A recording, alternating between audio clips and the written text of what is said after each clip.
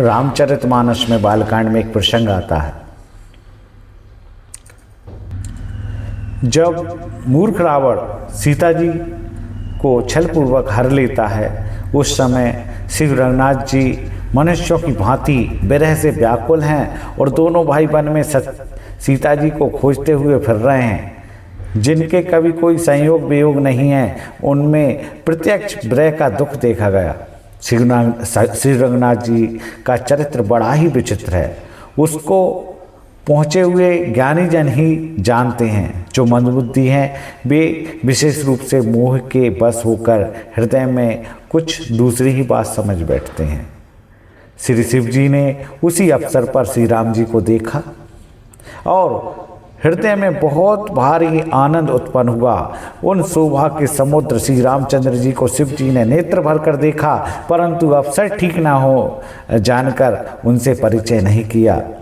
जगत के पवित्र करने वाले सच्चिदानंद जी की जय हो, इस प्रकार कहकर कामदेव का नाश करने वाले श्री शिव जी चल पड़े।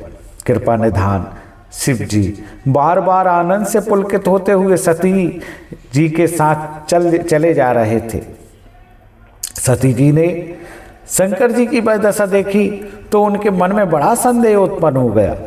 वे मन ही मन कहने लगी, शंकर जी को सारा जगत वंदना करता है, वे जगत के ईश्वर हैं, देवता हैं, मनुष्य हैं, मुनि हैं, सब उनके प्रति सिर नवाते हैं, परंतु उन्होंने एक राजपुत्र को सच्चिदानंद परम धाम कहकर प्रणाम किया और उसकी शोभा देखकर वे इतने प्रेम मगन हो गए कि अब तक उनके हृदय में प्रीति रोकने से भी नहीं रुकती। जो ब्रह्म व्यापक, माया रहित, अजन्मा, अगोचर, इच्छा रहित और भेद रहित हैं और जिसे वेद भी नहीं जानते, क्या वह देह धारण करके मनुष्य हो सकता है? सती जी के मन में इस तरह का संदेह हुआ। देवताओं के हित के लिए मनुष्य शरीर धारण करने वाले जो विष्णु भगवान हैं, वे भी शिव जी की ही भांति सर्वज्ञ हैं। वे ज्ञान के भंडार, लक्ष्मीपति और असुरों के शत्रु भगवान विष्णु क्या अज्ञानी की तरह स्त्री को खोजते फिरेंगे? सती जी के मन में बहुत संदेह हुआ। फिर शिव जी के वचन भी झूठी नहीं हो सकते, क्योंकि शिव जी ने उनको सच्चिदानंद कहा।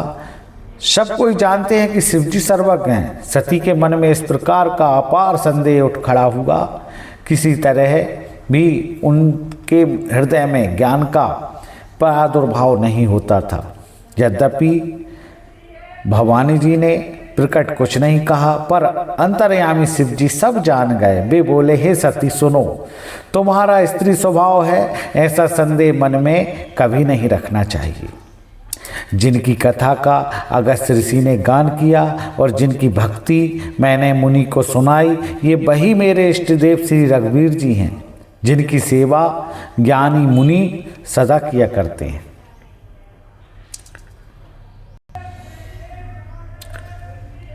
मुनि धीर जोगी सिद्ध संतत विमल मन जहि धावहि, कहने तिन गम पुराण आगम जासु कीरति गावहि। सोई राम व्यापक ब्रह्म भुवन निकाय पति माया धनी, अब तरहु अपने भगत हित निज तंत्र नित्य रघुकुल मणि।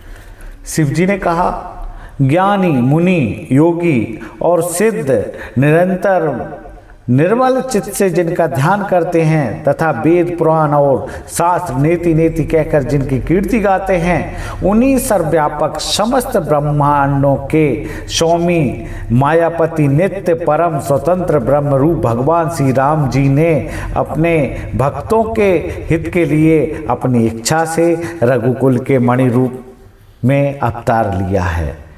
लाग न और उपदेश यद्यपि कहूँ शिव बार बहो, बोले बेहस महेश हरि माया बल जान जिए।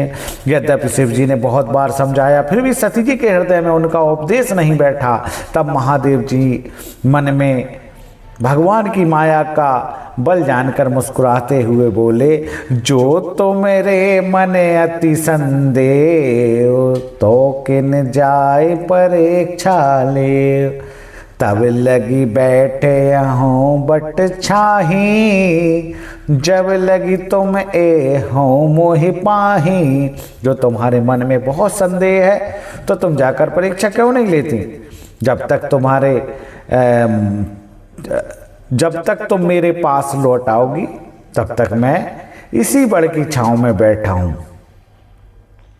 जिस प्रकार तुम्हारा यह अज्ञान जनित भारी भ्रम दूर हो, भली भांति विवेक के द्वारा सोच समझकर तुम वही करना। शिव जी की आज्ञा पाकर सती चली और मन में सोचने लगी, भाई क्या करूं, परीक्षा कैसे लूं।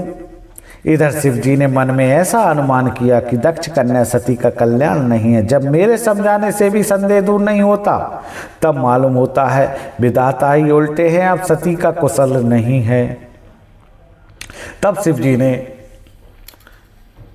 जो बोला उसको तुलसीदास जी ने रामचरितमानस के बालकांड में एक चौपाई में लिखा है, होए सोई जो राम रचि राखा, को कर तर्क बढ़ावै शाखा।